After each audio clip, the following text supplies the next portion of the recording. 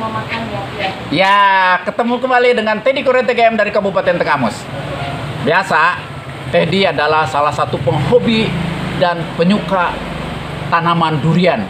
Sudah barang tentu karena memang telah mencicipi durian-durian yang sangat maknyus. Hingga Teddy menggeluti, menjalani tanaman-tanaman durian karena memang sangat disukai. Nah, kawan-kawan, saat ini Teddy akan membicarakan ada 3 unsur nih, ada 3 pupuk yang dibutuhkan pada saat pembuahan. Nah, ini mungkin semua orang sudah berbicara semua, tetapi kadang-kadang tidak ada orang yang secara spesifik bagaimana sih fungsi-fungsi dari 3 jenis itu. Jadi di dalam tanaman, di dalam pohon durian, ya, ini kita akan berbicara bagaimana ada 3 pupuk yang diperlukan oleh tanaman durian.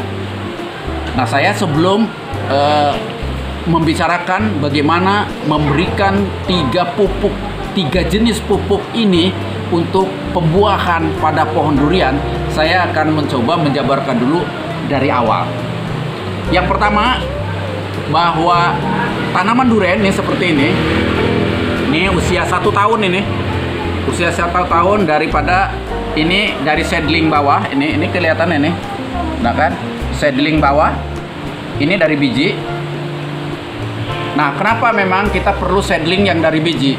Karena memang catatan kalau durian itu cangkok, itu biasanya perakarannya nggak sebegitu banyak. Tapi kalau dari biji, dia bisa menembus bumi, kemudian mencari makanannya lebih banyak. Nah, makanya kemudian, kalau dari biji saja, itu perkembangannya tidak cukup signifikan. Kenapa? Karena kalau nanam dari biji, memang memiliki kekuatan dan ketahanan di bawah. Artinya, itu sangat bagus sekali. Karena dia bisa menembus bumi, perakarannya banyak, dan artinya bisa mengambil zat makanan yang cukup banyak. Tetapi ke atasnya itu masih tetap saja vegetatif, dan biasanya itu di antara 10 sampai 12 tahun baru berbuah. Makanya harus ada nih entres. Nah, kebetulan ini salah satunya adalah bawor. Ini lihat nih daunnya nih. Sangat bagus ini. Nah, ini durian bawor atasnya. Nah, saya akan membicarakan bagaimana ini 3 tahun atau maksimalnya dalam 4 tahun bisa berbuah. Yaitu salah satunya adalah mempergunakan 3 jenis pupuk itu. Nanti akan saya sebutkan terakhir, dan saya akan perlihatkan kepada bapak-bapak dan saudara-saudara sekalian, terutama adalah pencinta dan penyuka tanaman durian. Karena memang salah satu yang bakal bisa merubah pendapatan seperti di Thailand, kemudian di Malaysia, itu sangat luar biasa. Ada musangking, ada di Malaysia ya. Di Malaysia itu sudah berpuluh-puluh jenis durian yang bisa ditampilkan. Kemudian di Thailand itu juga ada montong gitu kan. Nah, di kita sebenarnya nggak kurang banyak jenis lokal yang sangat bagus. Mudah-mudahan ke depan dengan kawan-kawan yang lain, terutama travel durian, loper durian, kemudian banyaklah termasuk yang di Jasinga, kemudian yang mengembangkan bawor yang di Jawa, di Banyumas. Mudah-mudahan bisa dikembangkan, mudah-mudahan bisa dipatenkan bahwa durian kita itu juga bisa masuk ke mancanegara. Nah, kita akan kembali lagi bagaimana nih pohon durian yang ini yang hanya 1 meter bisa berbuah di 3 atau di 4 tahun. Nah, yang pertama adalah awal penanaman seperti biasa mungkin ya. Bagi kawan-kawan yang biasa nanam durian itu pernah dan melihat, bahkan mungkin lebih pintar dari saya, lebih tahu adalah membuat lubang dulu yang dicampur dengan sekam, kemudian diberikan uradan sedikit, kemudian diberikan pupuk sedikit, baru ditanam. Kemudian setelah di atas 3 bulan baru diberikan pupuk awal. Nah, pupuk awal ini kalau saya sih di kebun durian TBK Indah, nanti suatu saat saya akan bawa kawan-kawan ke TBK Indah karena ada yang sudah 4 tahun mudah-mudahan nanti saya akan mencoba mengaplikasikan pupuk 3 jenis ini di kebun TBK Indah. Nah, seperti yang saya katakan dari awal ini, yang pertama adalah pertumbuhan. Pada saat pemeliharaan awal itu dari satu tahun pertama itu adalah pengairan yang pertama. Yang kedua adalah sinar matahari. Nah, pengairan ini harus rutin, sangat rutin sekali. Minimal 2-3 hari sekali itu harus disiram. Nah, kemudian juga penyemprotan. Penyemprotan di awal-awal itu yang pertama adalah biasanya ini itu adalah serangga. Nah, serangga yaitu bisa dipergunakan adalah insektisida. Insektisida boleh apa saja, boleh pastak, boleh regen dan sebagainya, banyak jenisnya lah itu. Yang jelas itu harus sering, minimal 1 minggu 2 kali itu disemprot itu. Nah, setelah itu kemudian juga pemupukannya, ini kalau bisa jangan dulu melakukan pemupukan dengan pupuk makro yang keras, yaitu salah satunya adalah urea. Itu terlampau keras karena memang perakaran belum sempurna, kemudian tanamannya juga belum besar, hingga ketahanan daripada akar dan tanaman itu belum sangat kuat. Saya sarankan hanya dengan garam krosok lah. Mungkin nanti bisa saya kupas apa sih namanya garam krosok itu.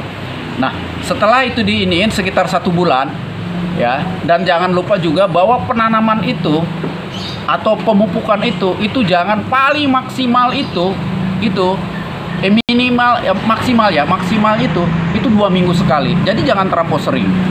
Artinya bahkan ada kawan-kawan yang sampai hanya 2 sendok atau 3 sendok dilarutkan di dalam air, kemudian dikocorkan, itu diberikannya 2 bulan sampai 3 bulan sekali. Itu juga sangat bagus.